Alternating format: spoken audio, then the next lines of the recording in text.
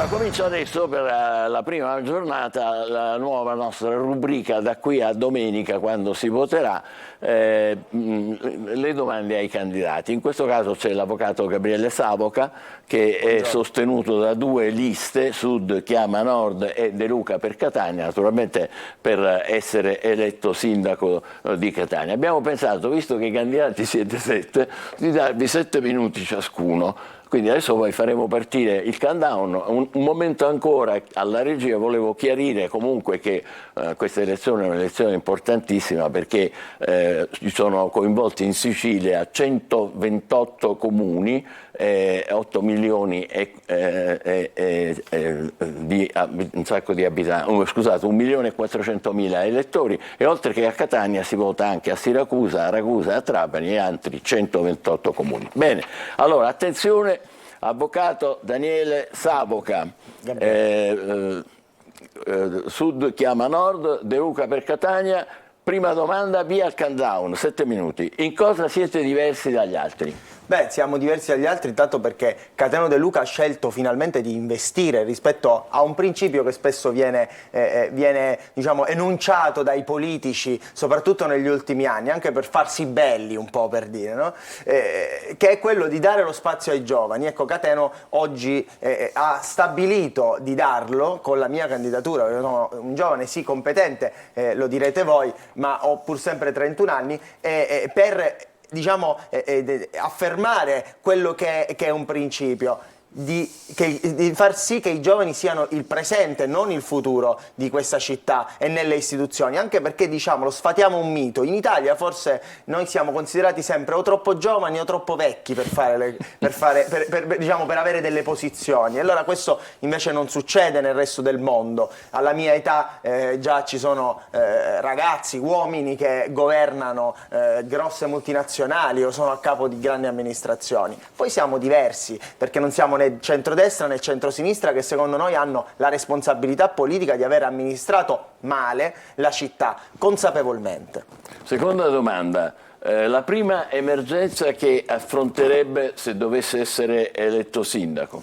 Indubbiamente le questioni che riguardano appunto le emergenze della città sono quelle visibili agli occhi di tutti, ma ce l'hanno detto pure i cittadini nei recenti sondaggi, tra l'altro uno pubblicato appunto dalla Sicilia, che l'emergenza sicuramente è quella dei rifiuti, indubbiamente, la sicurezza e la questione della mobilità in città. Sui rifiuti ritengo che sarebbe corretto rivedere quelle che sono state le scelte sulla raccolta differenziata. Ecco, la eliminerebbe? No, assolutamente, la raccolta differenziata è senz'altro una strada giusta ed è quella che si deve seguire, ma indubbiamente eliminerei quel porta a porta con i sacchetti davanti ai portoni che restano lì per mezza giornata, anche se si tratta della notte, ma è inaccettabile che un cittadino la metta la sera per ritrovarsela la mattina quando andava a lavorare. Si fa rimettendo i cassonetti, possibilmente quelli smart, che erano già stati acquistati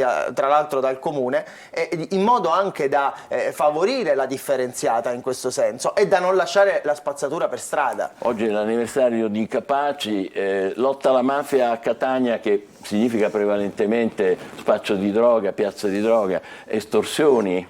Catania vive un'emergenza sia sicurezza per quanto riguarda la microcriminalità, ma non dimentichiamoci che purtroppo la nostra terra è vittima di questo fenomeno che è la mafia, e oggi lo vediamo sempre di più, lo vediamo purtroppo non solo più nelle periferie, ma lo vediamo anche al centro della città. Viviamo un'emergenza con lo spaccio del crack, ad esempio. L'abbiamo visto quello che è successo a quell'autista del nostro servizio dei trasporti. Ecco, in quel caso si trattava di un energumeno che era in evidente stato diciamo di non piena coscienza, era chiaro che era sotto stupefacenti e probabilmente proprio sotto crack. Allora le istituzioni e anche il sindaco deve cercare di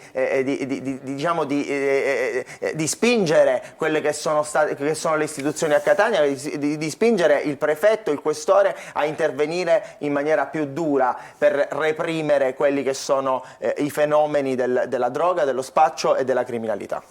L'ultima domanda. Un'ultima domanda.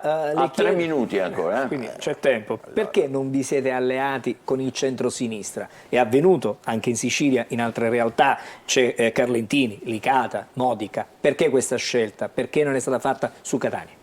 Allora, indubbiamente io non ho pregiudiziali contro il professore Caserta, il quale è una persona capace e indubbiamente candidato del Fronte Progressista, sicuramente di grande cultura e molto preparato nelle materie economiche. Però ritengo che al centro-sinistra non ci sia una vera alleanza. Lì abbiamo assistito purtroppo a una coalizione elettoralistica e l'abbiamo visto. Io credo che in politica non si possano prendere tanti pezzi e sommarli semplicemente in un periodo elettorale. E aggiungo che purtroppo in quella coalizione ci sono soggetti che hanno una responsabilità politica importante sulla città. Fino all'ultimo momento potevamo trovarci ad esempio il candidato sindaco Enzo Bianco, che poi invece ha scelto di proseguire candidando la figlia, Vabbè, ma quasi seguendo la casata, perché lui è incandidabile appunto, ma dico, io ritengo che tutti possiamo essere utili e possiamo dare un importante contributo per la nostra città, ma nessuno è indispensabile. Allora credo che lì continuano a litigare anche all'interno di quella coalizione, quindi mi sembra che di progressista ci sia molto poco in questo fronte, in questa coalizione.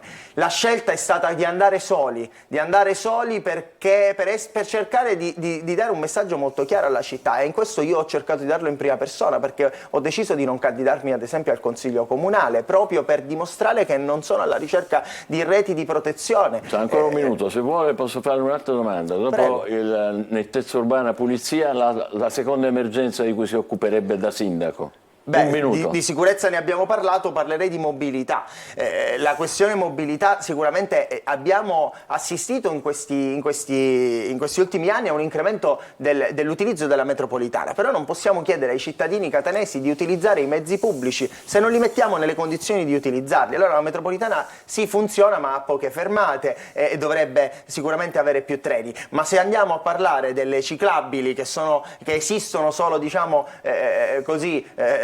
giusto perché ci sono a lungomare, o se andiamo a parlare degli autobus, ritengo che il cittadino non si sente certamente spinto ad utilizzare i mezzi pubblici, anche perché quando inizia, quando decide di utilizzarli, inizia praticamente un viaggio della speranza.